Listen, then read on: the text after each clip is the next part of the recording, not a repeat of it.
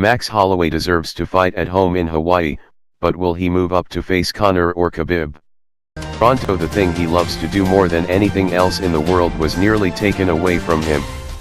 Twice in 2018, Max Holloway was set to fight, and twice, he was yanked from the bout for medical reasons. He admitted that it put him into a depression. "I missed it, and I mean that," Holloway said after an impressive fourth-round stoppage of Brian Ortega on Saturday in their featherweight title fight in the main event of UFC 231 at the Scotiabank Arena.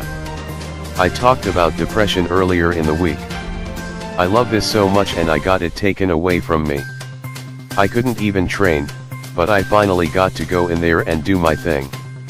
And do it he did." He's been one of the great champions in the UFC in the last 2 years, but against one of his most difficult challengers, he stepped up his game. He set records for most significant strikes landed, 290, in a fight, most strikes landed in a fight, 307, and became the UFC's all-time striking leader. He's only 27 and getting better. "I thought he looked better than he's ever looked," UFC President Dana White said. "It was his greatest performance and I thought he looked great against Jose Aldo." Ortega entered unbeaten at 14-0 and presented a wide range of challenges. He is an elite submission artist and has the kind of one-punch power that can change a fight. He also showed another remarkable skill on Saturday. Ortega's chin now has to rank among the best in the UFC, though that's not something to brag about. "Sometimes, guys can be too tough for their own good," White said. As great as Ortega fought, he was no match for Holloway, who unleashed his right hand early and didn't stop. First, it was a right hand. Then, it was a jab, a right hand and then a hook. The few times Ortega managed to get his hands on him, Holloway wiggled free and avoided getting in a bad spot where Ortega might have had a chance for a submission. "Surprise, surprise, surprise," Holloway said as he walked into the post-fight news conference. It was Holloway's first fight since he beat Aldo in a rematch on December 10, 2017.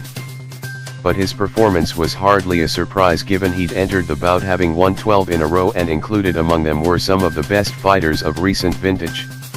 White said there is nothing more for Holloway to do at featherweight, and said he hoped he'd move to lightweight.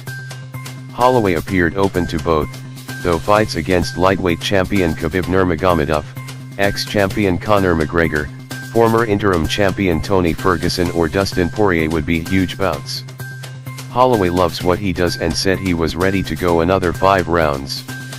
Holloway has 3 losses to Poirier in 2012 in his UFC debut and to McGregor and Dennis Bermudez in back-to-back fights in 2013, but he's nowhere near the same fighter now that he was then.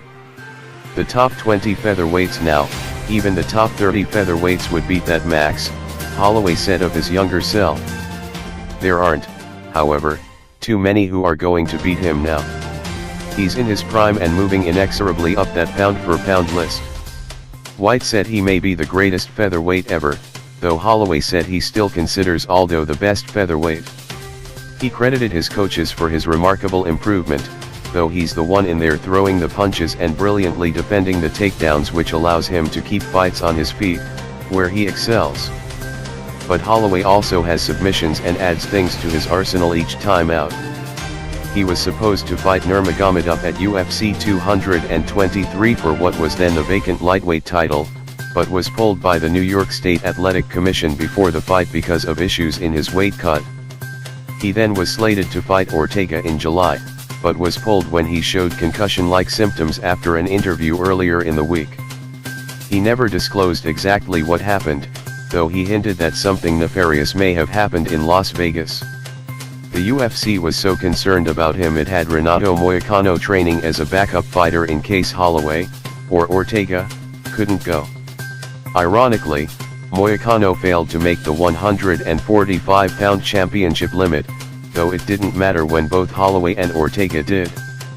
Holloway was in a loose mood and during the fight was chatting with his young son at ringside, as well as UFC broadcaster Joe Rogan.